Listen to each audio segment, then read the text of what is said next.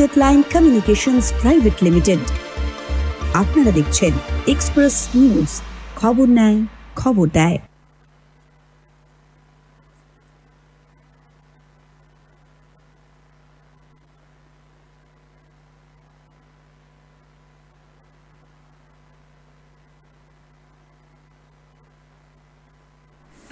ফিরে এলাম বিরতির পর। আজ এক্সপ্রেস নিউজ আমরা সকাল 8টা থেকে ব্যাক টু ব্যাক সরাসরি লাইভ করছি, যেহেতু আমাদের এই পশ্চিমবাংলার 8টা সংসদীয় নির্বাচন ক্ষেত্রে নির্বাচন হচ্ছে এবং প্রত্যেকটি জায়গাতে আমাদের প্রতিনিধিরা সকাল থেকে ভোটারদের পাশাপাশি দাঁড়িয়ে আছে এবং তারা লাইভ ফিড আমাদেরকে ধরিয়েছে। এখন পর্যন্ত আমাদের যার কাছে খবর আছে, মোটের উপরে কালকে রাত্রের কেতুগ্রামের ঘটনা বাদ দিলে বিক্ষিপ্ত ছোট্টখাটো ঘটনা ছাড়া মোটামুটিভাবে ইলেকশন এখনও পর্যন্ত শান্তিপূর্ণই হয়েছে। এবং আমাদের সঙ্গে এই আলোচনায় আমরা সকাল থেকে চেষ্টা করেছি বিভিন্ন রাজনৈতিক দলের লোকেদের সাথে সাথে আমাদের সাংবাদিক বন্ধুরা কি ভাবছেন সেইটা নিয়ে আমরা আলোচনা করেছি যে ভোট কীরকম হচ্ছে। এই মুহূর্তে আমার সঙ্গে বর্ষিয়ান সাংবাদিক তমনস পণ্ডিত আছেন, আমি পণ্ডিতদাকে স্বাগত জানাচ্ছি। পণ্ডিতদা, ভোট প্রায় শেষের দিকে, আর 1 ঘন্টার পরে অফিসিয়ালি ভোট শেষ হবে। একটা কলঙ্ক, একটা দুর্নাম পশ্চিমবাংলার নামে ছিল যে পশ্চিমবাংলায় ভোট মানে হচ্ছে হিংসা, সে পঞ্চায়েত ভোটই হোক বা অন্যান্য ভোটেই হোক। কিন্তু এইবারে এখনো পর্যন্ত মানে যা দেখা যাচ্ছে বা আমরা যা দেখছি, ভোট মোটের উপরে শান্তিপূর্ণ হয়েছে। তোমার পর্যবেক্ষণ কি? হ্যাঁ, এটা একদমই ঠিক যে অন্তত গত 3 দফা নির্বাচন যেটা আমরা দেখেছি এই রাজ্যে, সেটা অবশ্যই নির্বাচন কমিশন তার কৃতিত্ব দাবি করতেই পারে। এবং পশ্চিমবঙ্গ অন্যান্য রাজ্যের মতোই কিছুটা হলেও তার যে কিছুটা বদনাম সেটা কিন্তু ঘুচাতে পেরেছিল। তবে 4র্থ দফায় আমার যেটা মনে হয়েছে যে সেখানে এই যে বিক্ষিপ্ত কিছু ঘটনা যে ঘটেছে, এই ধরনের ঘটনা ঘটাটাও বাঞ্ছনীয় ছিল না। তবে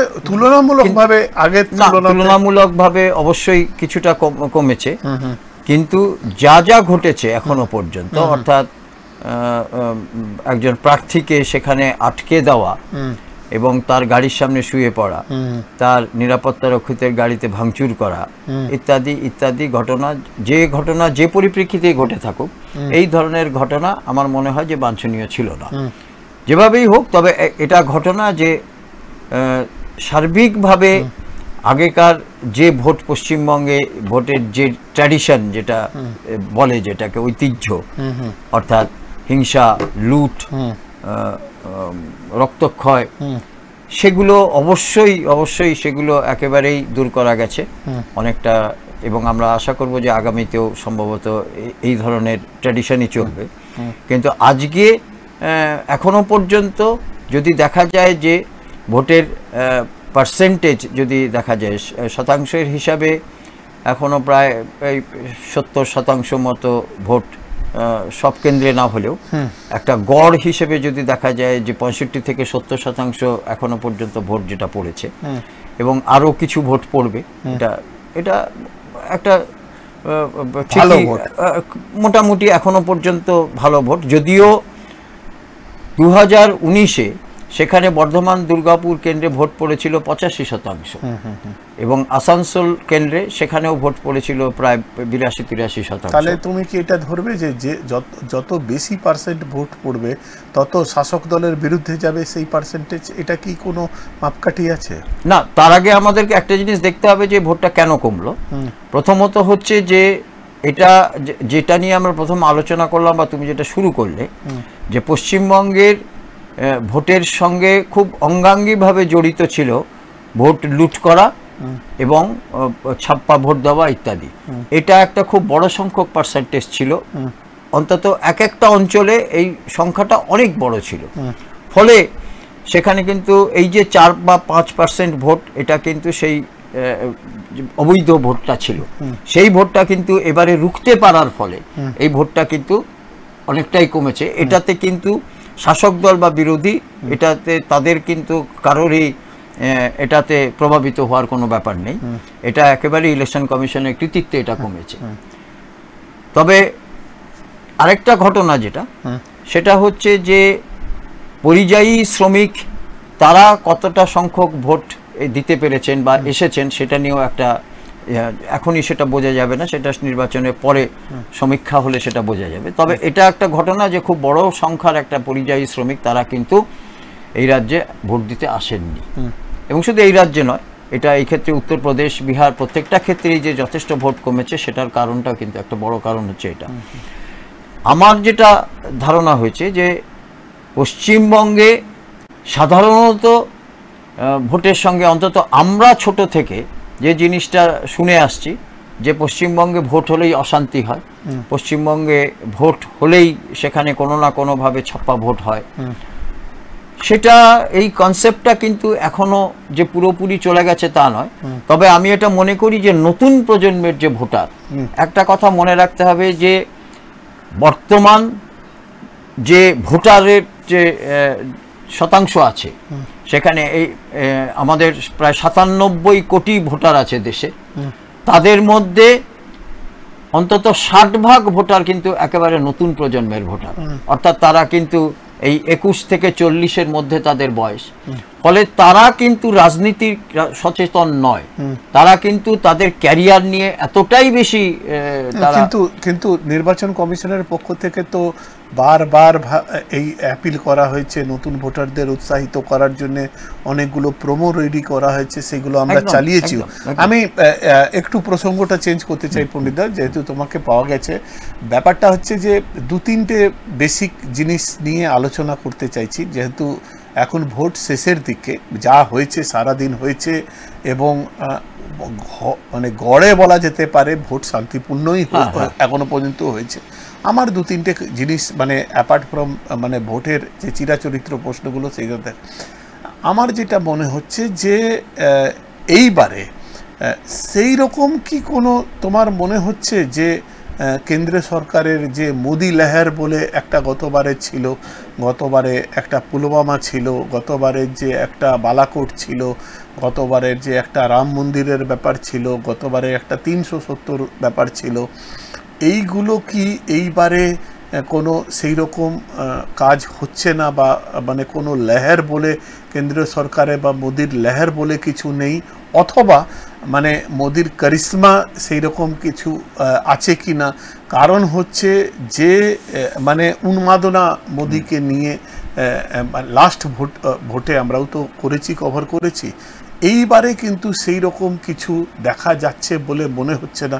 তার জন্য অনেক জায়গায় বিজেপি প্রার্থীদেরকে বেগ পেতে হচ্ছে, যেটা মানে মানে অনেকগুলো খবর আমাদের কাছেও আছে, আমরা 6টার পরে সেটা বলবো, তাহলে এখন বলাটা আমার মনে হয় ঠিক হবে না। কিছু কিছু রিপোর্টের কপিও আমরা হাতে পেয়েছি, 6টার পরে আমরা বলবো।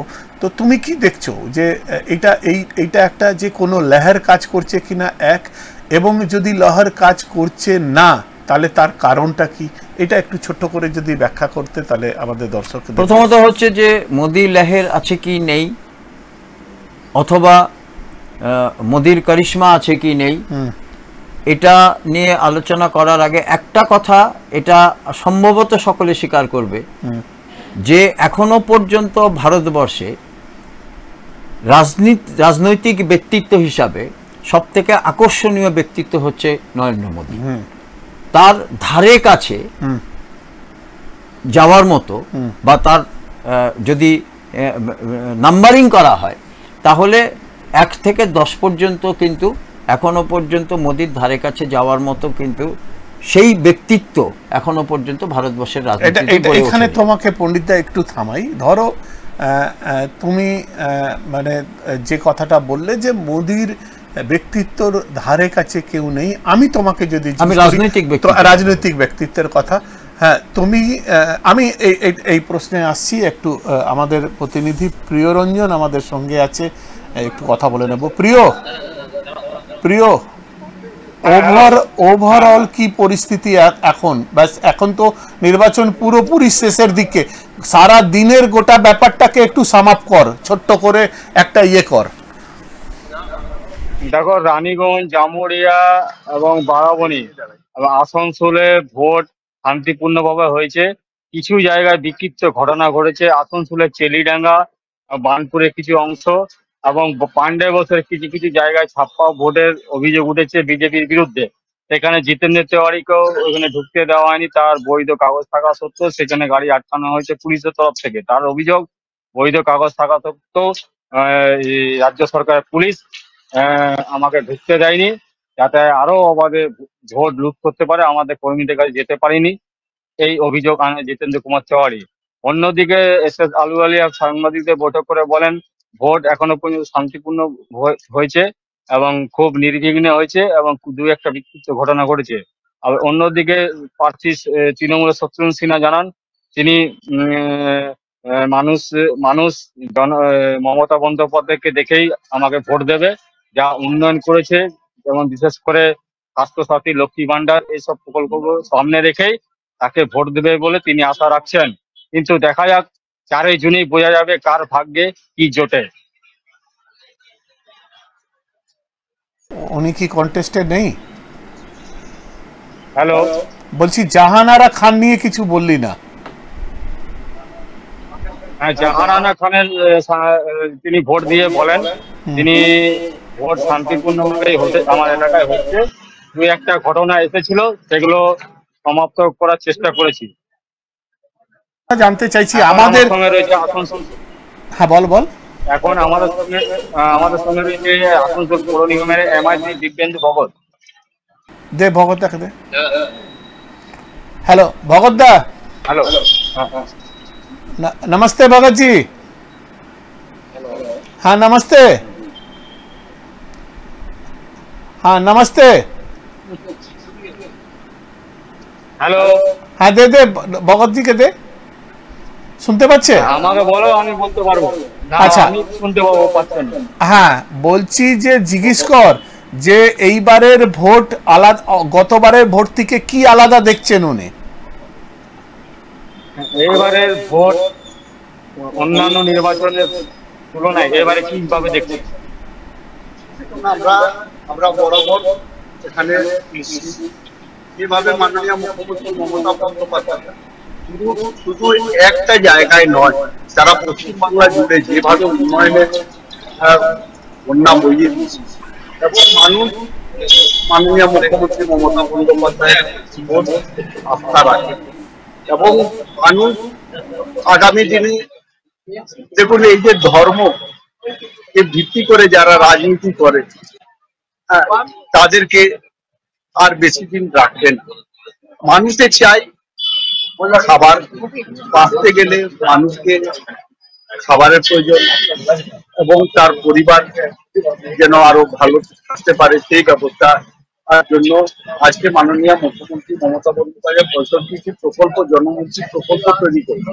এই জনমুখী প্রকল্পের মধ্য দিয়ে আজকে বাংলার সার্বিক উন্নয়ন হয়েছে। আর দেখুন না, লক্ষ্মী ভান্ডার থেকে শুরু করে, কন্যাশ্রী থেকে শুরু করে, রূপশ্রী থেকে শুরু করে, আর এমনকি স্বাস্থ্যসাথী থেকে শুরু করে বিভিন্ন প্রকল্প মানুষ আজকে পাচ্ছে, যেটা মানুষ কোনোদিন আশাই করে। আজকে মাননীয় মুখ্যমন্ত্রী মমতা বন্দ্যোপাধ্যায় যদি আগামী দিন পুরো ভারতবর্ষের মানে দিল্লির মসনদে যদি বুঝতে পারেন, তাহলে আমার আশা, এবং অবশ্যই বিজেপি যে আজকে চিল্লে চিল্লে বলছে যে এবার 400, ইসবার 400 পার, একদিন বলেছিল আর তারা বাংলায় 200 পার করবে, কিন্তু সেটা এখানে সফল হয়নি।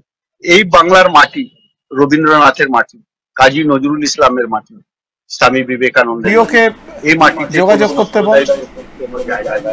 প্রিয়, হ্যাঁ প্রিয় দিবেন্দুদা একদম স্টিরিও টাইপের কথা, যে এটা এতদিন তৃণমূল বলে এসছে সেটা বলছে। এখন একটা মজার কথা জিজ্ঞেস কর, রানীগঞ্জ বিধানসভা ক্ষেত্র হচ্ছে কি নাম হচ্ছে SS আহওয়ালিয়ার শালক বাবুর বিধানসভা ক্ষেত্র, তাহলে কি জামাইবাবু হারছেন রানীগঞ্জ বিধানসভা থেকে? জিজ্ঞেস কর। দিব্যেন্দুদা, এখানে রানীগঞ্জের ক্ষেত্র যেটা তাপস ব্যানার্জি যেখানে এমএলএ, তারই জামাইবাবু এসএস আলুওয়ালিয়া দাঁড়িয়েছেন, তাহলে কি রানীগঞ্জ থেকে ওর জামাইবাবু হারছেন? নিশ্চিত। এখানে দেখুন কে কার রিলেশনে পড়ে সেটা কথা নয়।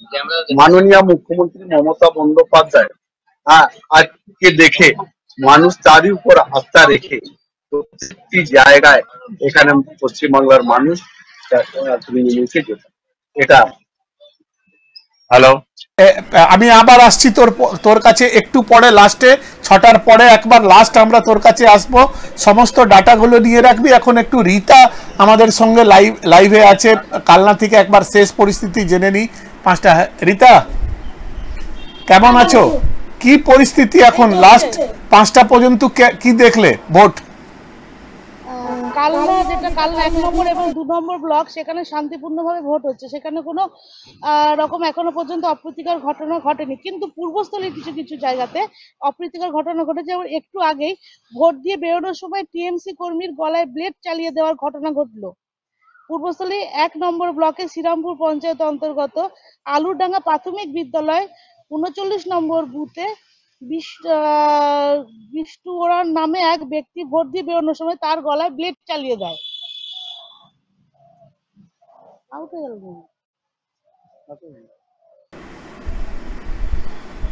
রীতা, হ্যালো, হ্যাঁ বলছি, ওভারঅল ভোট তোমার শান্তিপূর্ণ হয়েছে, এর ছাড়া কোনো বিক্ষিপ্ত ঘটনা নেই? বিক্ষিপ্ত ঘটনা একটু আগে যেটা ঘটলো পূর্বস্থলীতে, ভোট দিয়ে বেরোনোর সময় টিএমসি কর্মীর গলায় ব্লেড চালিয়ে দেওয়ার একটি অভিযোগ আছে।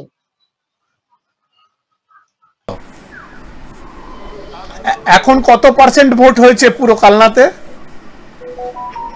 কালনা 1 নম্বর 2 নম্বর ব্লকে প্রায় ভোট হয়ে গেছে শেষের দিকে, আর পূর্বস্থলীতেও ভোট প্রায় শেষের দিকে। মানুষ শান্তিপূর্ণভাবে সকাল থেকে নিজের ভোট নিজে দিতে পেরেছে। তবে মাঝে মধ্যে কিছু অপ্রীতিকর ঘটনা ঘটেছিল। একটু আগে একটু অপ্রীতিকর ঘটনা ঘটে যায় এই পূর্বস্থলী শ্রীরামপুরে। তুমি সাথে থেকো, লাস্ট একবার আমরা 7টার সময় তোমার সঙ্গে আপডেট নেব। তখন 6টার সময় নির্বাচন শেষ হওয়ার পরে সর্বশেষ কি পরিস্থিতি থাকছে একটা সাম আপ করে রাখবে, ঠিক আছে? আমরা তোমার কাছে আবার ফিরবো। পণ্ডিতা, যেটা আমরা আলোচনা করছিলাম যে যেটা হচ্ছিল, আমরা বিজেপির যে লহরের কথা বলছিলাম, তো সেই রকম তুমি যেটা বলছিলে যে ধরো আমার একটা প্রশ্ন, তুমি অনেকগুলো কথা বললে যে নরেন্দ্র মোদী এই সময়ে ভারতবর্ষের সব থেকে জনপ্রিয় নেতৃত্ব এবং ওনার ধারে পাশে মানে 1 থেকে 10 পর্যন্ত আকর্ষণীয় ব্যক্তিত্ব। কথাও কিন্তু আমি বলি। হ্যাঁ, ঠিক আছে। আমি তোমার কাছে একটা সিম্পল প্রশ্ন জানতে পারি। আমি ধরে নিলাম তুমি যে একটা হার্ডকোর বিজেপির লোক, ধরে নিলাম, হ্যাঁ, সাপোজ একটা জিনিস ধরলাম। তো গতবারে তুমি বলেছিলে যে আমি কি নাম হচ্ছে 370 হাঁটাবো, রাম মন্দির বানাবো, আমি এই করব ওই করব, তোমাকে লোকে ভোট দিয়েছিল আর তুমি ওটা করে দিয়েছিল, তোমার প্রধানমন্ত্রী ওটা করে দিয়েছিলেন। এইবারে বিজেপিকে কেন ভোট দেবে? যদি 5টা কারণ তোমার কাছে যে মানে ব্যক্তি হিসাবে, আর যদি অভিজ্ঞ একজন সাংবাদিক হিসাবে জিজ্ঞেস করি, তো বিজেপিকে লোকে কেন ভোট দেবে এই আকর্ষণীয় ব্যক্তিত্ব ছাড়া? যদি আকর্ষণীয় ব্যক্তিত্ব একা দৌড়াচ্ছেন, কেউ নেই বলে উনি একা আছেন। প্রথম হচ্ছে যে আমি বিজেপি লোক কেন বিজেপিকে ভোট দেবে, হ্যাঁ, এটা নিয়ে আমার বলার কিছু নেই। কারণ তুমি বললে তো যে আকর্ষণীয় ব্যক্তিত্ব, মানে উনি এখন আমি বলি আকর্ষণীয় ব্যক্তিত্ব ওনার জনপ্রিয়তার দিক থেকে, এবং এখনো পর্যন্ত বিভিন্ন চ্যানেল অথবা বিভিন্ন সমীক্ষা রিপোর্ট যেগুলো দেখা যায় যে ভারতবর্ষের লিডিং রাজনৈতিক ব্যক্তিত্ব যদি নাম্বারিং করা যায় তাহলে উনি 1 নম্বরে আসেন। ঠিক, এটা বিভিন্ন পত্রপত্রিকাতেও আছে, আমি সেই কথাটাই বললাম, এটা আমার ব্যক্তিগত কোনো কথা নয়। দ্বিতীয়ত হচ্ছে যে বিজেপি কর্মীরা কেন ভোট দিয়ে তাকে জেতাবেন আনবেন, এটা নিয়ে আমার কোনো কিছু বলার নেই। আমি এই জন্য বলছি যে যদি উনি না হন, যদি উনি, আমি ধরে নিলাম যে ব্যাক টু ব্যাক যে তুমি আমাকে বললে যে না উনি রাজনৈতিক 1 নম্বর ব্যক্তিত্ব নন, তাহলে কে? আমি যদি তোমাকে জিজ্ঞেস করি, একদম বলি, আমি তোমাকে কাউকে তো করতে হবে, দেশের কেউ তো একজন থাকবে। আমি তোমাকে এই প্রশ্নটা আলাদা ভাবে করছি, মানে এটা জাস্ট আমরা শেষের দিকে আছি, ভোট এখন প্রায় শেষের দিকে। আমি তোমাকে জানতে চাই, তুমি যেটা বললে যে বিভিন্ন পত্র পত্রিকা এবং মিডিয়াতে দেখে আমার একটা মূল্যাঙ্কন হচ্ছে যে এখন নরেন্দ্র মোদী 1 নম্বর আকর্ষণীয় ব্যক্তিত্ব, কিন্তু আজকে গোটা ভারতবর্ষ না পুরো ওয়ার্ল্ড মিডিয়া এটা বলছে যে লেভেল অফ প্লেয়িং কিন্তু ভারতবর্ষে বিরোধী দলদেরকে দেওয়া হয়নি সমানভাবে। দুটো সিএম জেলে ছিলেন, একজন এখন আপাতত বেলে বেরিয়েছেন, এবং সবথেকে বেশি যদি র্যাঙ্কিংয়ে তুমি দেখো তাহলে 137 না 38 নম্বরে মিডিয়ার স্বাধীনতা ওয়ার্ল্ড র্যাঙ্কে আজকের ডেটে সবথেকে খারাপ অবস্থায় ভারতবর্ষের। মানে এটা অভিযোগ শুধু মানে দেশি মিডিয়া করছে না, বিদেশি মিডিয়াও করছে যে ভারতবর্ষে মিডিয়াটাকে পঙ্গু করে দেওয়া হয়েছে। যে যেখানে শাসনে আছে, এই রাজ্যও জড়িত, আমি বলছি তো, যে যেখানে শাসনে আছে, যদি যদি যদি দিল্লিতে মোদি আছেন তো মোদি সাহেবের উপরেও সেই অভিযোগ আছে, এবং রাজ্যে যদি দিদি আছেন তাহলে মিডিয়ার অবস্থা কিন্তু আজকের ডেটে তার নিরপেক্ষতা নিয়ে কেউ কেউ বলছে মিডিয়া নাকি। আমি একটা প্রশ্ন করেছিলাম, আমি শেষ করি, আমি তোমার কাছে যদি মোদি না হন তাহলে কে? আমি বলতে চাইছি, দেখুন দেশের কেউ তো থাকবে একজন। আমি আসছি তোমার প্রশ্নেই আসছি। আমি বলছি যে তুমি মিডিয়ার সর্বেক্ষণের উপরে একটা র্যাঙ্কিং করলে, তুমি যেহেতু মিডিয়ার পার্সন, আমি তোমাকে মিডিয়ার আজকে নিজের ইন্ট্রিগিটি নিয়ে, মিডিয়ার আজকে পজিশনিং নিয়ে, মিডিয়ার আজকে স্বাধীনতা নিয়ে, মিডিয়ার আজকে কাজকর্ম নিয়ে, দেখো ইন্ট্রোস্পেকশন তো করতে হয়। আজকে ডেটে সব থেকে খারাপ র্যাঙ্কিংয়ে ভারতবর্ষ না ওয়ার্ল্ড জুড়ে আমরা আছি। এখানে স্বাধীনতা বলে মিডিয়ার কিছু নেই, এরকম বিরোধীরা অভিযোগ করছে না, ওয়ার্ল্ড মিডিয়া এটার র্যাঙ্কিং করছে। তাহলে সেই আধারে যদি তুমি বলো অ্যাজ এ মিডিয়া পার্সন, আমি এটা জানতে চাইছি যে এইটা কতটুকু সত্যি, মানে তোমার মনে হয় সেটা রাজ্য ক্ষেত্রে হোক তুমি ব্যাখ্যা করতে পারো, কেন্দ্রের ক্ষেত্রে হোক, মিডিয়া কি স্বাধীনভাবে কাজ করছে, আর এই মিডিয়ার র্যাঙ্কিংয়ে কি ভ্যালু যার নিজের অস্তিত্বটাই ইন স্টেক আছে, এইটা আমার একটা মিডিয়ার এই যে সংকট, এই যে যেটা বললে তুমি যে নামতে নামতে 137 নম্বরে এসে পৌঁছেছে ভারতবর্ষের মিডিয়া। ভারতবর্ষের মিডিয়া স্বাধীনভাবে কখন কোথায় কাজ করতে পেরেছে? আমরা ছোট থেকে বহুবার যারা সংবাদপত্রের সঙ্গে জড়িত, অন্যান্য সংবাদপত্র পড়ে আমরা জানতে পেরেছি, সংবাদপত্র জগতের সঙ্গে থাকতে গিয়ে দেখেছি ভারতবর্ষে কোথায় কোন সময়ে নির্বিঘ্নে সাংবাদিকরা কাজ করতে পারে। কিন্তু পণ্ডিতা, এই কথাটা তুমি যদি আজকে বলো, আজকে তোমার সঙ্গে আমার দীর্ঘ 30-35 বছরে আমরা মিডিয়াতে কাজ করছি, লাস্ট 10 বছর 12 বছরে দুটো জায়গাতে যা ডেটোরিয়েশন হয়েছে, এই রকম অবস্থা তো আগে ছিল না। মানে ছিল, সন্ত্রাস ছিল, মানে টর্চার ছিল, মিডিয়াকে কিনে নেওয়ার একটা পরিকল্পনা হতো। এই আমি আজকে 22 বছর আমরা চ্যানেল করছি, দুদিন আমাদের চ্যানেল সিপিএম এর জামানায় বন্ধ ছিল, আমি সেটা বলছি না। কিন্তু এতটা মানে মিডিয়ার তখন একটা এতটা মানে কি মাপকাঠি বলে কিছু হয় না, মাপকাঠি না, খারাপের মাপকাঠি কিছু হয় না, আমি সেটা বলছি না। তখনও মিডিয়ার নিরপেক্ষতা নিয়ে, মিডিয়ার আইডেন্টিটি নিয়ে, মিডিয়ার ইন্টিগ্রিটি নিয়ে এত সংকট ছিল কি? আমি এটা জানতে চাইছি তোমার কাছে। ব্রিটিশ আমলে 1876-এ যে প্রেস অ্যাক্ট তৈরি করা হয়েছিল, সেখানে একইভাবে নজরুল ইসলামকে পর্যন্ত কিন্তু ধূমকেতু বার করার পরে জেলে যেতে হয়েছিল। সুতরাং মিডিয়া ব্রিটিশ আমলেও যেমন সংকটের মধ্যে ছিল, ভারতবর্ষ স্বাধীনতা হওয়ার পরেও মিডিয়া যারা সত্যিকারের প্রতিবাদী কাজ করতে চেয়েছে, আরো সিম্পলিফাই করে দিচ্ছি, সংকটে থাকা আর মিডিয়া সস্তা হয়ে যাওয়া দুটোর মধ্যে ফারাক নেই। এটা আলাদা, এটা তো আমি ওটাতেই তো তোমার কাছে, সেটা তুমি মানের কথা, কোয়ালিটির কথা। আমি তোমাকে ডিটোরিয়েশন অফ মিডিয়া স্তরের যে ডিটোরিয়েশন, আমি স্তরের কথাই তোমাকে বলছি। 100 বার, আমার এতে কোনো সন্দেহ নেই।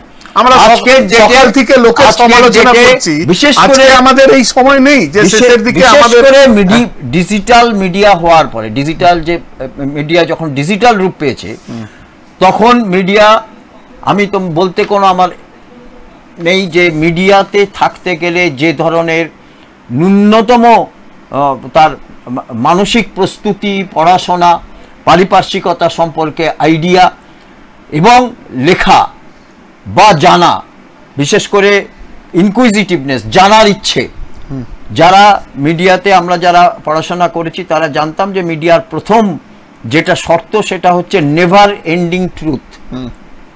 সত্যের কোনো শেষ নেই, তোমাকে খুঁড়তেই হবে, কন্টিনিউ খুঁড়তে হবে, তবে সত্য পাবে তুমি।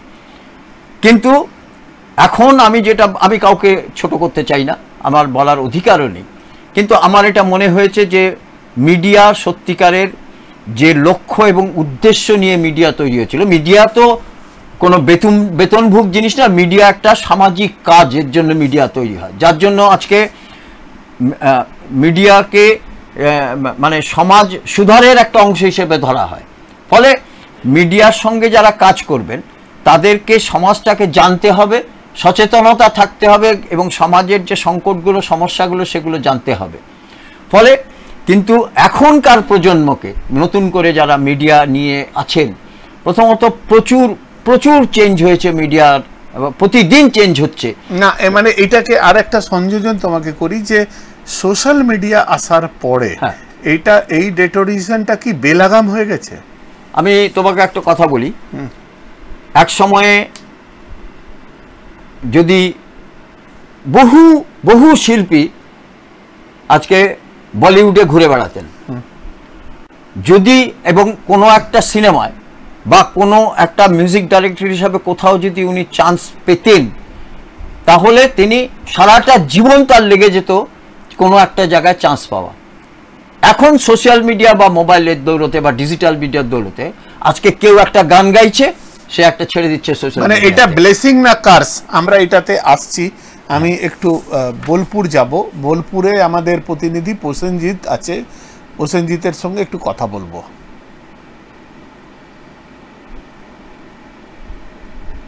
প্রসেনজিৎ শুনতে পাচ্ছ?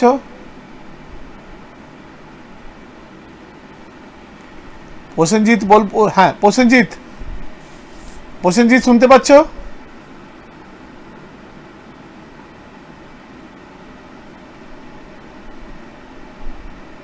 পিসিআর কে বলছি প্রসেনজিতের সঙ্গে একবার, ওর ফ্রেমটা বোধহয় ফ্রিজ হয়ে গেছে। প্রসেনজিৎ, আমরা আবার যোগাযোগ করার চেষ্টা করব।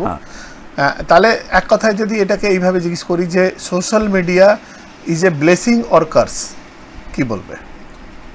না, এইভাবে বলা যাবে না। আজকে সোশ্যাল মিডিয়ার আমরা চাইলেও কি না চাইলেও কি সোশ্যাল মিডিয়া এখন মানুষের অঙ্গ হয়ে গেছে জীবনের।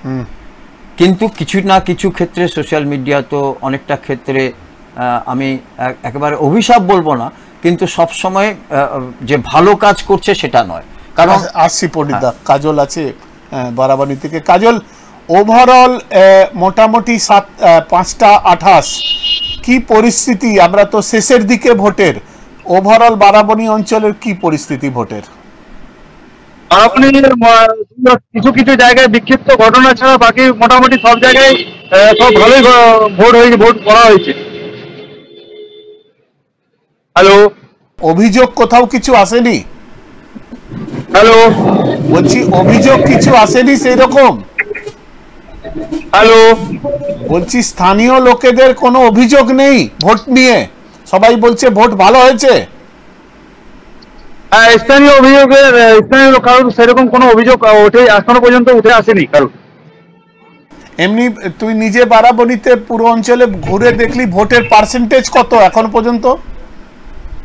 এখন পর্যন্ত ওভারঅল বারাবণী যে বিধানসভার পার্সেন্টেজ 75% ভোট অলরেডি হয়ে গেছে এখন পর্যন্ত। ভোট হয়েছে 75%। আচ্ছা, আর এই ভোটের সময় যারা ওইখানে নির্বাচনে দায়িত্ব ছিল বিজেপি বা তৃণমূলে, সেই প্রত্যেকটা বুথে কি বিজেপি বা তৃণমূলের এজেন্টরা ছিল? মানে বুথে প্রত্যেকটা বুথেই বিজেপির এবং সিপিএম এর এজেন্ট দেওয়া হয়েছিল এবং তাদের সেরকম কোনো অভিযোগ নাই। দুই একটা জায়গায় কিছু অভিযোগ আসছিল যে ব্যালট পেপার নিয়ে বাইরে থেকে কিছু গোলমাল, ছোটখাটো গোলমাল আসছিল, কিন্তু সেরকম কোনো অভিযোগ এখনো পর্যন্ত তারা উঠে আসেনি। দেখলি প্রশাসনের ভূমিকা এই ভোট করানো নিয়ে কি রকম দেখলি প্রশাসনের ভূমিকা? প্রশাসনিক ভূমিকা একেবারে তৎপর ছিল। প্রশাসনের তৎপর ছিল, যেভাবে কেন্দ্র বাহিনী তৎপর ছিল সেরকম প্রশাসনেরও সেরকম তৎপর ছিল। ঠিক আছে, মানে ওভারঅল ভোটের উপরে ভোট শান্তিপূর্ণ হয়েছে, তাই তো? বারাবণী থেকে অন্যবারের তুলনায় যেভাবে বিভিন্ন রকম সমস্যা উঠে আসে সেইরকম কোনো এখনো পর্যন্ত কোনো সমস্যা এখনো পর্যন্ত উঠে আসেনি এবং অভিযোগও উঠে আসেনি। ঠিক আছে, তুই থাক, আমরা লাস্টের দিকে একবার চেষ্টা করব। আমরা বোলপুর চলে যাব এই মুহূর্তে। বোলপুরে প্রসেনজিৎ আমাদের সঙ্গে আসছে। প্রসেনজিৎ, ওভারঅল বীরভূমের পরিস্থিতি ভোটের কি শেষের দিকে আমরা আছি? এই মুহূর্তে বোলপুর যে লোকসভা নির্বাচন, বোলপুর লোকসভা এই মুহূর্তে যেটা দেখা যাচ্ছে যে প্রায় 80% পর্যন্ত ভোট কিন্তু কভার হয়ে গেছে। 80%? 80%। হ্যাঁ, তো যেভাবে সকাল থেকে যেভাবে ভোট গ্রহণ পর্ব শুরু হয়েছিল সকাল 7টা থেকে, তো এখন বাজে বিকাল প্রায় 5টা। তো 5টা পর্যন্ত কিন্তু 80% ভোট কিন্তু কভার হয়ে গেছে। বিভিন্ন জায়গায় কিছু করে ক্ষিপ্ত একটু অশান্তি দেখা গেছে, যেমন ইলেমবাজারে বলে থাকি। ইলেমবাজারে দেখা গেছে ভোটের যে ভোট কক্ষ রয়েছে অর্থাৎ বুথের ভেতরে দেখা গেছে যে একই সাথে দুজন কিন্তু ভোট দিতে যাচ্ছিল, সেই দেখে কিন্তু আটকানো হয়। সেখানে কিছুটা হলেও কথা কাটাকাটি থেকে শুরু করে কিছুটা হলেও সামান্য কিছু অশান্তি হয়েছে। অপরদিকে বোলপুরের শান্তিনিকেতন থানার যে লোহাগড় গ্রাম রয়েছে, সেই লোহাগড় গ্রামে তৃণমূলের বিরুদ্ধে অভিযোগ যে ভুয়ো ভোটার দিয়ে ভোট করাচ্ছিল। অর্থাৎ ওখানকার যে সাধারণ মানুষরা রয়েছে, সেই সাধারণ মানুষদের দাবি যে প্রায় 10-12 জন ভুয়ো ভোটার এসে ভোট দেওয়া হয়েছিল। এক নাবালিকাকে কিন্তু ভুয়ো ভোটার হিসাবে ওখানে ধরা হয়েছে। শান্তিনিকেতন থানার যিনি ওসি রয়েছেন তিনি কিন্তু আটক করে নিয়ে যাওয়া হয়েছে তাকে। কিছুটা হলেও 1 ঘন্টার জন্য লোহাগড় গ্রামে কিন্তু ভোট দান যে পর্ব ছিল 1 ঘন্টা কিন্তু বন্ধ হয়েছিল। পরবর্তীকালে প্রশাসনের কেন্দ্র বাহিনী থেকে শুরু করে রাজ্য সরকারের যে পুলিশ রয়েছে, সেই রাজ্য সরকার পুলিশ থেকে শুরু করে এসে আস্তে আস্তে কিন্তু সেই পরিস্থিতি নিয়ন্ত্রণে আনে। তারপর কিন্তু ভোট পর্ব আবার রীতিমতো শুরু হয়। প্রসেনজিৎ, দুটো কথা জানার খুব ইচ্ছে ছিল। বিজেপির দুজন প্রাক্তন হেভিওয়েট নেতা, এক হচ্ছেন অনুপম, যিনি টিকিটে বাদ পড়েছেন, আর একটা হচ্ছে দুধ কুমার মণ্ডল। যেহেতু মানে এইবারে প্রিয়া সাহা এবং ওই দেবদূত ভট্টাচার্য, ওনার দেবতনু ভট্টাচার্য, এই দুজনেই সেই রকম স্ট্রং প্রার্থী বলে লোকে গণ্য করছে না। ভোট ওইখানে মোদিজির নামে হতে পারে। তাহলে এই দুজন যাদের কথা আমি বললাম, তাদের ভোটের এই সময় কি ভূমিকা? মানে তারা কি বিজেপি হয়ে দুধ কুমার নেমেছে এবং অনুপম কতটা ক্ষতি করতে পারবে? এটি কিন্তু একটা ফ্যাক্টর যে অনুপম হাজরা, অপরদিকে দুধ কুমার মণ্ডল যে রয়েছে হেভিওয়েট প্রার্থী, কিছুটা হলেও যে এই যে প্রিয়া সাহা যে এবারের বোলপুর লোকসভাতে দাঁড়িয়েছে, অপরদিকে দেবতনু ভট্টাচার্য বীরভূম লোকসভায় দাঁড়িয়েছে, তাদেরকে কিন্তু একটা মুখের যে চিহ্ন বা মুখের যে পরিচিতি, সেটা কিন্তু একটা ফ্যাক্টর সাধারণ মানুষদের কাছে। কতটা সাধারণ মানুষ এই দুজনাকে চেনে, তার ফলে কিন্তু বিজেপির ভোট পর্বটা কিছুটা হলেও কিন্তু পিছিয়ে যাবে। অপরদিকে যে অনুপম হাজরা বলছেন আপনি, সেই অনুপম হাজরা যে কতটা ফ্যাক্টর হয়ে দাঁড়াবে, যেহেতু অনুপম হাজরা এখানকার ছেলে, লোকাল ছেলে, বিজেপি প্রার্থী যেহেতু টিকিট পায়নি, তার ফলে কিন্তু তার মনের ভেতর একটা রোষ্ট থেকেই যায় যে ওকে এবারও কিন্তু কোনো ভাবে টিকিট দেওয়া হলো না। এবং দল থেকেও যেটা জানা যাচ্ছে সূত্রের খবর, যে দলেও কিন্তু তিনি নেই এই মুহূর্তে। তার ফলে কিন্তু কিছুটা হলেও ফ্যাক্টর হয়ে দাঁড়াবে বিজেপির কাছে যে ভোটের যে মানে পর্ব, যে ভোট দান, যে কতটা বিজেপি ভোট পাবে, এটি কিন্তু বলাই চলে যে কতটা ভোট পেয়ে যাবে বোলপুর বা বীরভূম লোকসভাতে এই তার ফলে। আর পুরো বীরভূম জুড়ে দুধ কুমার মণ্ডল এক সময় খুব লড়াকু নেতা ছিলেন বিজেপির। ওনার ভূমিকা এই নির্বাচন দুটো কেন্দ্রে কিভাবে প্রভাব, মানে কিভাবে ওনাকে বাজারে দেখা যাচ্ছে? এখনো পর্যন্ত যেটা সূত্রের খবর, দুধ কুমার মণ্ডলকে কিন্তু সেইভাবে বাজারে বা সাধারণ মানুষের সামনে কিন্তু দেখা যায় না, বা দেখতে আমরা হয়তো পাই না। হয়তো ভোটের দিন আজকে একটু বেরিয়েছেন, কয়েকজনকে দেখাও দিয়েছেন সাধারণ মানুষ, যেটা বলছেন বা সূত্রের খবর যেটা বলতে পারি আমরা, যে একবার হলো দেখা গেছে। কিন্তু যেভাবে দুধকুমার মণ্ডল সারা ছিল কয়েক বছর আগে, বা এই মুহূর্তে যে দুধকুমার মণ্ডল যে তিনি যে সারা পাননি, সেটা কিন্তু বললে একবার চলে, যে যেভাবে কিভাবে এই সকাল থেকে বিকাল পর্যন্ত, বিকাল গড়িয়ে গেছে, বিকাল 5টা বাজে এখন, যেভাবে ভোট অংশদান চলছে বা ভোট গ্রহণ চলছে, তাতে করে কিন্তু দুধকুমার মণ্ডল বা অনুপম হাজরাকেও একবার হলেও কিন্তু দেখা যায়নি। আর একটা কথা জানতে চাইছিলাম, যেটা অনুপম হাজরা টিকিট কাটার পরে যেটা আমরা শুনলাম, যে অনুপম হাজরা আর কাজল শেখের মধ্যে একটা প্যাচ আপ হয়েছে এবং এরা দুজন মিলে ওইখানে বিজেপিকে পাল্টা কিন্তু একটা বেগ দেওয়ার চেষ্টা করছিল। এটার মধ্যে কতটা সততা তুমি দেখছো? যেহেতু শেষের দিকে এই প্রশ্নগুলো এখন করতেই পারি, চিরাচরিত্র আর কি জিজ্ঞেস করবো তোমাকে, সারাদিনই তো করছি। এটা কি মনে হচ্ছে তোমার, যে এর মধ্যে এর অনুপম কি আবার তৃণমূলে কাজলের হাত ধরে ফিরছে? কেন অনুপমের এক সময় গিয়ে অনুব্রত মণ্ডলকে প্রণাম করার বা তার পুজোতে পার্টিসিপেট করারও একটা মানে ব্যাপার ছিল আর কি, এটা আমাদের কাছে খবর ছিল এবং এটা অনুপম স্বীকার করতেও কোনো দ্বিধা করেনি। কিভাবে দেখছো এই জিনিসটাকে?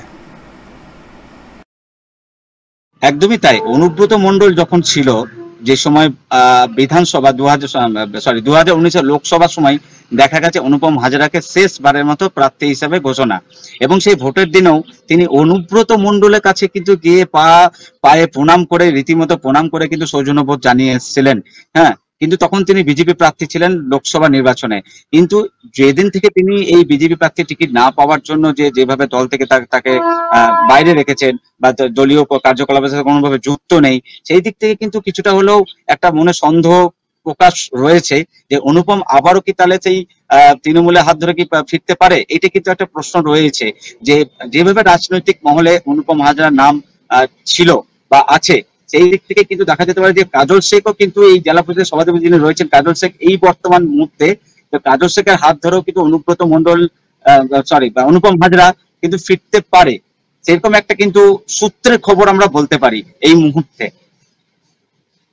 যে এই দেবতনু ভট্টাচার্যকে যাকে প্রার্থী করা হয়েছে বিজেপিতে, ইনি তো প্রথমে ডামি ক্যান্ডিডেট ছিলেন। ওনার জায়গায় শীতলকুচির প্রাক্তন আইপিএস অফিসার ধর সাহেবকে ওইখানে দেবাশিস ধরকে প্রার্থী বিজেপি করেছিল, এবং ওনার যখন ক্লিয়ারেন্স উনি পাননি, সেই পরিপ্রেক্ষিতে কি নাম হচ্ছে ওনার প্রার্থীপদ বাতিল হয় এবং উনি সুপ্রিম কোর্টে যান। এই সুপ্রিম কোর্টের কি রায় বেরিয়েছে সেটা সোশ্যাল মিডিয়াতে কিছু ভুয়া খবর ছিল, যে উনি আমার নাকি প্রার্থী হতে পারেন, সব কিছুর জল্পনা অবসান করে শেষ পর্যন্ত দেবতনু ভট্টাচার্যই এখন প্রার্থী এবং উনি লড়ছেন। এই যে প্রার্থী বদল এবং এই যে ক্লিয়ারেন্স না পাওয়া এবং এই যে দেবাশিস ধরের কি এই নির্বাচনের কি ভূমিকা, এগুলোকে ওভারঅল কিভাবে সাম আপ করবে, মানে কিভাবে দেখবে? এতে বিজেপির কি কতটা ক্ষতি হলো? একদমই তাই। প্রথম দিকে দেবাশিস ধর যেভাবে একের পর এক পাড়া জুড়ে, বাড়ি জুড়ে, গোটা বীরভূম লোকসভা, সিউড়ি থেকে, মোরারই থেকে, ময়ূরেশ্বর থেকে বিভিন্ন জায়গায় যেভাবে প্রথম দিকে দেবাশিস ধর যেভাবে প্রচার করেছিলেন, শেষ মুহূর্তে ভোটের কয়েক মুহূর্তের আগে কিন্তু প্রার্থী বদল হয়, অর্থাৎ দেবতনু ভট্টাচার্য কিন্তু বিজেপির প্রার্থী এসে দাঁড়ান। তার ফলে কিন্তু এই যে প্রচারের যে বিষয়টা, সেই প্রচারের বিষয়টা কিন্তু সেই জায়গাটা কিন্তু তিনি পেলেন না, এক নম্বর প্রথমত। দ্বিতীয়ত হচ্ছে সাধারণ মানুষ যারা রয়েছেন, যারা ভোট দেবেন, তারা কিন্তু এই দেবাশিস ধরের বদলে যে দেবতনু ভট্টাচার্য প্রার্থী হয়েছেন তাকে কিন্তু চেনানি নেই লোকে, সিউড়ির লোক তো বোধহয় প্রায় চেনে না বললেই চলে। তো অতএব এই যে প্রার্থী বদল, যে শেষ মুহূর্তে প্রার্থী বদল করে আবার নতুন প্রার্থী দেওয়া, সে কিছুটা হলেও কিন্তু ভোট কিন্তু বিজেপির দিক থেকে কিন্তু কাটবে বলা যেতেই পারে। একদম একটা সর্বশেষ প্রশ্ন আমাদের, যে শতাব্দী রায় 3বারের সাংসদ এবং ওনার বিরুদ্ধে অ্যান্টি ইনকামবেন্সি এইবারের অনেক বেশি। কেন রাস্তায় যখন উনি বেরোচ্ছেন, অনেক সাধারণ মানুষও কিন্তু অনেক আওয়াজ করছে, চোর চোর বলেও ডাকছে, কিছু কিছু জায়গাতে এরকম অভিযোগ পাওয়া গেছে। কিন্তু অপরদিকে এটাও দেখা গেছে যে বীরভূমের রাজনীতিতে তিনি কিন্তু অনুব্রত বিরোধী গোষ্ঠীর রাজনীতিতে সক্রিয় ছিলেন। এইবারে যেহেতু অনুব্রত নেই, শতাব্দীর ভালো হলো না খারাপ হলো? ভোটে? একটা শোনা যাচ্ছে যখন শতাব্দী রায় প্রচারে যাচ্ছিলেন বিভিন্ন জায়গায়, সিউড়ি বিভিন্ন জায়গায়, বীরভূম লোকসভার, তখন কিন্তু সাধারণ মানুষ চোর চোর বলে চিৎকার করেছেন। অনেক জায়গায় তাকে বিপদে পড়তে হয়েছে, বিপাকে পড়তে হয়েছে, বিরোধিতা করেছে, কালো পেঁয়াজ দেখিয়েছে, এরকম কিন্তু বহু জায়গায় তিনি প্রচারে গিয়ে সম্মুখীন হয়েছেন। এর ফলে যে অনুব্রত মণ্ডলের যে বিরোধিতা ছিল, সেই বিরোধিতা জায়গা থেকে যেহেতু এখন অনুব্রত মণ্ডল এই বীরভূমের মধ্যে নেই, তিনি রয়েছেন তিহার জেলে, অর্থাৎ শতাব্দীর কিন্তু একটা পজিটিভ পয়েন্ট যে অনুব্রত মণ্ডল কিন্তু নেই, তার ফলে তিনি নিজের মতো ভোট গঠন করেন এবং নিজের মতো তিনি ভোট প্রচার করেছেন এবং নিজের মতো তিনি ভোট, সেই আশাবাদী যে তিনি ভোট পাবেন, আবারও তিনি এই লোকসভা নির্বাচনে আবার জয়ী প্রার্থী হবেন। তিনি এতটাই আশাবাদী। প্রসেনজির সাথে থাকো, আমরা 7টার পরে একবার চেষ্টা করব 7টার সময় যে লাইভ করব, সর্বশেষ কি পরিস্থিতি তখন তোমার সঙ্গে যোগাযোগ করার চেষ্টা করব। ঠিক আছে, ভালো করে থেকো, সাবধানে থেকো।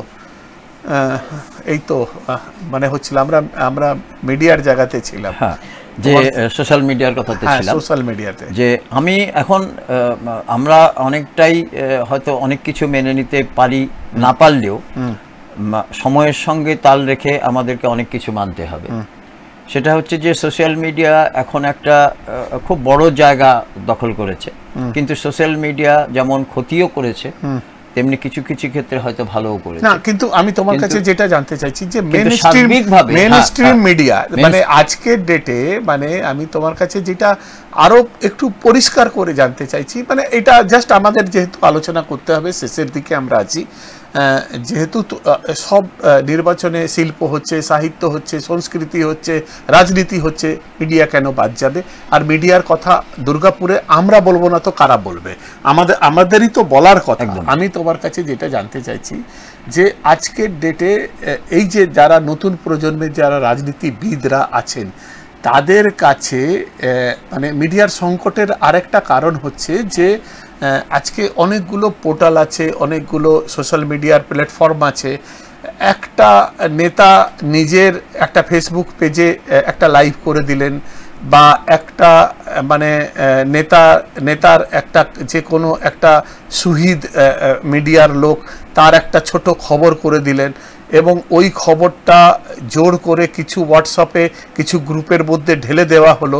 ওই নেতাটা বুঝে গেলেন যে আমার খবরটা বেরিয়ে গেছে, বা আমার খবরটা যারা যারা আমাকে ভোট মানে আমাকে মার্কিং করবে বা নম্বর দেবে তাদের কাছে পৌঁছে গেছে। এইটা লার্জ স্কেলে পৌঁছালো কি পৌঁছালো না তাতে কিছু তার আসে যায় না, মানে মানে যার কাছে পৌঁছানোর তার কাছে উনি সযত্নে পাঠিয়ে দেওয়ার ব্যবস্থা করলেন। এটা যদি উনি ওটাকেই খবর মনে করলেন, ওটাই উনি ধরে নিলেন যে এটা মিডিয়ার ভূমিকা, আর বাকি যে মেইনস্ট্রিম মিডিয়ার কাছে ওনার কথা পৌঁছালো না, বা জনগণের কাছে বা লাস্ট প্রান্তে যে মানুষটা আছে তার কাছে পৌঁছালো না, এইটাও কি একটা মিডিয়ার সংকটের কারণ?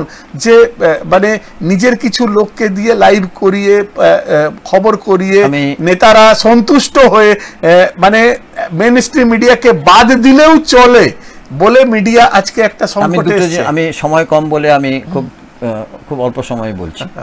সেটা হচ্ছে যে আমরা ছোটবেলায় জানতাম ক্রিকেট খেলা মানে হচ্ছে 5 দিনের টেস্ট ক্রিকেট, এবং পৃথিবীতে এখনো পর্যন্ত ব্র্যাডম্যান থেকে আরম্ভ করে যত বিখ্যাত ক্রিকেটার তারা সব কিন্তু মানে 5 দিনের টেস্ট ক্রিকেটারই ছিলেন, এবং তার আলাদা উন্মাদনা ছিল। রেডিও হোক, পরবর্তী ক্ষেত্রে টেলিভিশন হোক, সেখানে কিন্তু খেলার যে টেকনিক, গাওস্করের ব্যাটিং, খেলার যে টেকনিক মূলত, অর্থাৎ যেটা ক্রিকেট মূলত যেটা ক্রিকেট, সেই ক্রিকেট তারা আমাদেরকে উপহার দিয়েছেন। এবং আমরা জানতাম যে খেলার কে দক্ষ খেলোয়াড়, কে দক্ষ খেলোয়াড় নয়। পরবর্তী ক্ষেত্রে আজকে তুমি দেখবে তারপরে সেইটা 5 দিন থেকে কমে সেটা এখন ওয়ান ডে হলো, ওয়ান ডেটা 20 ওভার্স হয়ে গেল। মানুষের এখন ধৈর্য নেই, মানুষের এখন 5 দিন ধরে যতই তুমি ভালো খেলো দেখবার সময় নেই। আরেকটা কথা মনে রাখবে যে এখন 3 ঘন্টার সিনেমা, সেটার থেকে 20 মিনিটের ওয়েব সিরিজ সেটা অনেক বেশি জনপ্রিয়। এগুলো সব কিন্তু সময়ের সঙ্গে সঙ্গে, কিন্তু এরা আজ পর্যন্ত ওয়েব সিরিজ করে আজ পর্যন্ত কেউ রাজ কাপুর হয়নি, আজ পর্যন্ত কেউ সত্যজিৎ রায় হয়নি, কিন্তু ওয়েব সিরিজ দেখছে। কিন্তু সত্যজিৎ রায় একটাই হয়, রাজ কাপুরও একটাই হবেন, কিশোর কুমারও একটাই হবেন। এখন তারা নিজের মতো গান তৈরি করছেন, নিজের মতো লিখছেন, নিজের মতো তিনি ছেড়ে দিচ্ছেন বাজারে। সেই গানের কোয়ালিটি কি, সেই গানটা গান তো অত্যন্ত, গান হোক, সাংবাদিকতা হোক, খেলা হোক, এগুলো প্রত্যেকটাই হচ্ছে শুধু ধৈর্য নয়, এগুলো অধ্যাবসায়, অর্থাৎ প্রত্যেকটা মানুষের পেশেন্ট এবং বারবার নিজেকে প্র্যাকটিস করে গড়ে তোলা। সেটাই তো হচ্ছে একটা বক্সার যেমন দীর্ঘদিন প্রতীক্ষা করে প্র্যাকটিস করে তবে তৈরি হয়। এখন এগুলো ধৈর্য ইত্যাদি কোনো কিছু নেই। নতুন প্রজন্মের কাছে এখন 17-18 ঘন্টা তাদের যে কাজ করতে হয় যেখানে সে কাজ করে, এবং তাদের কাছে নতুন করে কিছু ভাবনার সময় নেই। তাদের চাকরিটাও যেমন স্টিরিওটাইপ, ফলে হয় কি তাদের মানসিকতাটাও অনেকটা ক্ষেত্রে স্টিরিওটাইপ। যার জন্য তুমি একটা জিনিস দেখবে যে একটা বলে যে গোল্ডেন এজের গান বা গোল্ডেন এজের সিনেমা, পুরনো দিনের বলিউডের cinema, black and white cinema, তার যে আবেদন, সেই আবেদনে কিন্তু এখন সিনেমা তৈরি হচ্ছে না। কিন্তু মানে যে সিনেমা চিরকালীন, আমার বাবা যেটা দেখেছেন আমি সেটা দেখছি, আমার ছেলেও সেটা দেখবে, এই ধরনের যে একটা পপুলার বা এই ধরনের যে একটা মাস্টারপিস, ফলে যেটা সাংবাদিকতার ক্ষেত্রে আমি এইটা বলতে চাইছি না, আমি এটা বলতে আমি এই জন্য বলছি সাংবাদিকতার ক্ষেত্রে আমরা নিজেরা দেখেছি, তুমিও দেখেছো, আগে যদি একটা প্রিন্ট মিডিয়া যদি তোমাকে বার করতে হতো, তার পেছনে কমসে কম 1 বছর তার পেছনে লড়াই করতে হতো, তোমাকে নাম সিলেক্ট করতে হতো, সেটা দিল্লিতে আরএনআইতে পাঠানো হতো, সেই আরএনআই যদি নাম সিলেকশন হতো তারা সেটা জবাব দিত, যদি সেটা সিলেকশন না হতো আবার ক্যান্সেল হতো, তারপরে যদি সেটা সিলেকশন হতো আবার তুমি কাগজটা ডিক্লারেশন ফাইল করতে হবে। এখন যেটা দাঁড়িয়েছে, এখন সেটা নাম পাঠানোর পরে সেটা আবার পুলিশ ভেরিফিকেশন হবে, তারপরে আবার সেকেন্ড টাইম এসডিও যখন সেটা ডিক্লারেশন দেবে আবার পুলিশ ভেরিফিকেশন হবে। এই যে লং প্রসেস, এত প্রসেসের মধ্যে যাওয়ার পরে তুমি যে জিনিসটা তৈরি করবে সেই জিনিসটা একটা সুন্দর জিনিস, অর্থাৎ একটা প্রিন্ট মিডিয়ার একটা ভালো জিনিস বেরোলো, কিন্তু এখন কারোর কি সেই ধৈর্য নেই। ফলে কি, এই যে তুমি পোর্টালের কথা বললে, তুমি ছোট একজন ইউটিউবারের কথা বললে, তিনি কোনো একটা সাবজেক্ট নিয়ে সন্ধ্যাবেলা বসে, আমি সেটা বলছি না, এই যে ধরো একটা নেতা, একটা পলিটিক্যাল ফিগার যে আছে, সে আজকে XYZ কোনো মেইনস্ট্রিম মিডিয়াতে পরোয়া করে না যে সেইখানে তার কি হলো না হলো, মানে কলকাতার বাইরের কথা বলছি, জেলাগুলোতে বলছি, মফস্বলের কথা বলছি, সে নিজেই নেতা, স্বঘোষিত নেতা, সে নিজেরই একটা ছেলেকে একটা মোবাইল দিয়ে দিয়েছে, নিজের গাড়িতেই বসিয়ে দিয়েছে, নিজের পেজেই লাইভ করছে, টুকরোটা তার যে ছেলেটা আছে সেই ইউটিউবার, সে একটা খবর করছে, সেই খবরটা 50টা জায়গায় গুঁজে দিচ্ছে এবং বলছে যে মানে তাদের কাছে গুঁজে দিচ্ছে যারা ওকে ভোট দিচ্ছে প্লাস ওকে পয়েন্ট দিচ্ছে, এবং সে বুঝছে এটাই মিডিয়া, মানে আমার আর কিছু করার প্রয়োজন নেই, এবং রহস্যজনকভাবে লোকে সেটা মেনেও নিচ্ছে, তার নেত্রী, তার নেতা সেটা দেখেই তাকে র্যাঙ্কিং করে দিচ্ছে। তাহলে এই মিডিয়াগুলোতে লোকে যাবে, এইটাই কি কোনো মিডিয়ার সংকটের কারণ? ডিজিটাল দুনিয়ার জগতে এটা খুব সহজভাবে সে করতে পারছে। আগে তো সোশ্যাল দৌলতে বা নিজের পাবলিসিটি নিজে করে কেউ নেতা তৈরি হয়নি। আমার তো এটাই প্রশ্ন, মানুষের কাজ করে সে নেতা হয়েছে, দিনরাত মানুষের কাজ করতে হয়েছে, তবে একটা পণ্ডিত নেহেরু তৈরি হয়েছে, তবে একজন নেতাজি সুভাষ তৈরি হয়েছে, মানুষের জন্য কাজ করতে হয়েছে। এখন তো তার নিজের জন্য কাজ করতে হচ্ছে, এবং খুব সহজে সে ছেড়ে দিতে পারছে, যেহেতু তার হাতে মোবাইল আছে, যেহেতু তার হাতে একটা ডিজিটাল প্ল্যাটফর্ম আছে। সুতরাং সেটা খারাপ হলো না ভালো হলো, সেটা তো বিচারটা কে করবে? সে বিচার করার তো কেউ নেই, কারণ সে বিচার করার আগে এটা তো কেমিস্ট্রির ল্যাবরেটরি নয় যে টেস্ট করে যদি তাহলে আমি- ফারাকটা কি করে হবে? না, ফারাক মুড়ি হবে আর না। মুরগি একদর কি করে হয়ে যায়? না, একটা কথা মনে রাখতে হবে, হ্যাঁ? মুড়ি মুরগি একদর হবে না। হ্যাঁ। কারণ হচ্ছে যে ভালো মানে ভালো, হ্যাঁ। এখনো পর্যন্ত তার কোষ্ঠী পাথরটা কি? ডিজিটাল মিডিয়া হোক আর যাই হোক, হ্যাঁ। যদি 5 জন লোক হ্যাঁ। যদি বাজার তার সোশ্যাল মিডিয়াতে নিজে তৈরি করে সাপোজ কোনো গান ছেড়ে দিল বা কোনো স্টোরি ছেড়ে দিল, কিন্তু অরিজিনাল যারা প্র্যাকটিস করে নিজেকে তৈরি করে যারা গান গাইছে তাদের গান, মানে অরিজিৎ সিং কিন্তু সোশ্যাল মিডিয়ারই প্রোডাক্ট, কিন্তু অরিজিৎ সিং কিন্তু আলাদা। কিন্তু হাজার হাজার অরিজিৎ সিং মিডিয়াতে নিজের মতো গান ছেড়েছে, তারা অরিজিৎ সিং হয়নি। ভালো মানে ভালো। আমি তোমাকে একটা কথা বলতে পারি, প্রসঙ্গত আমার এখানে বলা উচিত কিনা আমি জানি না, কিন্তু আমি লোভটা সামলাতে পারছি না, যে অনেক মিডিয়া এসেছে, অনেক মিডিয়া গেছে, কিন্তু দুর্গাপুরে এখনো পর্যন্ত 22 বছর ধরে একটা মিডিয়া চলছে, এবং যে মিডিয়াতে আমি বসে লাইভ করছি, এই মিডিয়ার প্রায় জন্মলগ্ন থেকে আমি লাইভ করছি, আমি আছি, একদম 22 বছর হয়ে গেল। হ্যাঁ, আছি। তার আগে প্রিন্ট মিডিয়া হয়েছে, আমি সেই প্রিন্ট মিডিয়ার সঙ্গেও আছি, কিন্তু এই মিডিয়া তো এখনো আছে। তার মানে কি, মিডিয়া এখন অনেক পোর্টাল হয়েছে, অনেক ছোট ছোট ইউটিউবের মিডিয়া হয়েছে, ইত্যাদি হয়েছে, কিন্তু এই মিডিয়া সার্বিকভাবে সকলের জন্য, সকলের কাছে, এটা তো এখনো আছে, চলছে। তার মানে কি ডিফারেন্সটা বোঝা যাচ্ছে না? একদম পণ্ডিতদা, শেষ করব।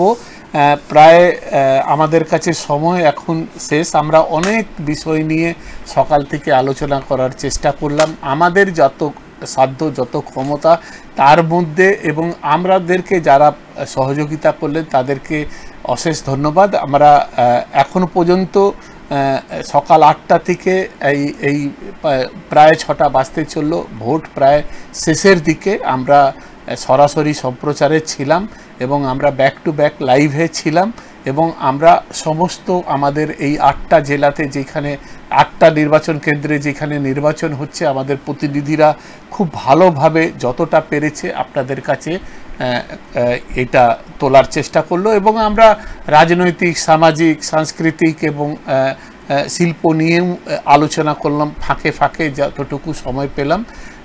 আমরা এখন 1 ঘন্টার একটা মানে মাঝখানে আমাদের নিউজ টেক ফেক আছে, একটু আমরা বিরতি নেব, এবং 7টার সময় আমাদের যে রেগুলার প্রোগ্রাম লোকসভার দখলদারি, যেটা আমরা রোজ করি, সেটা নিয়ে আবার ফিরব। পণ্ডিতদার সঙ্গে আমার মিডিয়া নিয়ে আলোচনা হচ্ছিল। পণ্ডিতদা, আমরা জীবনে এটাই শিখেছি যে মিডিয়া যেটা, মানে খবর কাকে বলে, খবর যেটা লোকানোর চেষ্টা করা হয় সেটাই খবর, যেটা নিজের থেকে দেখানো হয় সেটা খবর না, সেটা আত্মপ্রচারও হতে পারে। এই নোটে আমরা এই আলোচনাটাকে আপাতত একটা বিরতির জন্যে, একটা লম্বা বিরতির জন্যে সময় চাইছি আপনাদের কাছে, এবং আমরা এই কি নাম হচ্ছে যে 7টার সময় আবার আমাদের লোকসভার দখলদারি নিয়ে ফিরব। 1 ঘন্টা আমরা আজকে সকাল থেকে যে আমরা লাইভগুলো করেছি তার মধ্যে থেকে একটা নির্বাচিত অংশ কিছু আমরা আপনাদেরকে 1 ঘন্টা সময় চেয়ে দিচ্ছি। সঙ্গে থাকুন, 7টার সময় আবার দেখা হবে।